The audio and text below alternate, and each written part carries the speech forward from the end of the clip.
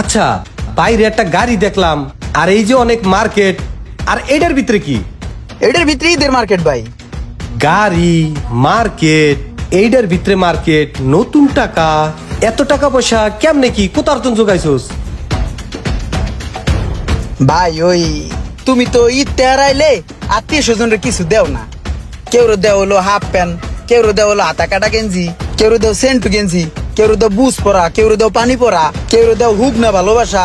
এই চল্লি বল্লি করো দেখে আমি এবার চিন্তা করছি কি জানো, তুমি যে আমার 20 লাখ টাকা দিছিলে না সিন্ধুকের ভিতরে আটকাই থুইতে, সেই টাকা কটা আমি থুই নেই। সেই টাকা কটা নিয়ে আমি আমাকে যত আত্মীয় স্বজন আছে, আপন জন আছে, ভাই ব্রাদার, তারপর হচ্ছে আশেপাশের যে গরিব মানুষগুলো আছে সবার লিগে আমি এদের মার্কেট করে লয়েছি। আর ওই যে লাস্টে যে টাকা বাঁচছিল 2 লাখ টাকার নতুন টাকা লয়েছি।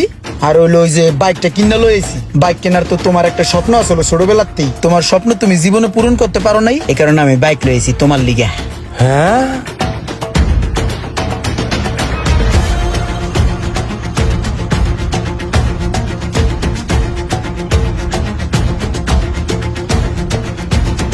ভাই আসো না গেছো?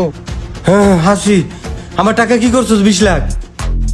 ভাই তোমার 20 লাখ টাকা আমি তোমার দিতেছি। ভাই এই যে মাত্র তুমি যে চোখ বুঝছে সেপ্তর হয়ে পড়ে গেলাগা, অজ্ঞান হয়ে গেলাগা, এই চোখ বোঝা যদি তোমার জীবনের শেষ চোখ বোঝা হইতো, আর যদি চোখ তুমি না মেলতা, তাহলে তোমার এই 20 লাখ টাকা দিয়ে তুমি কি করতা আমার কৌদি?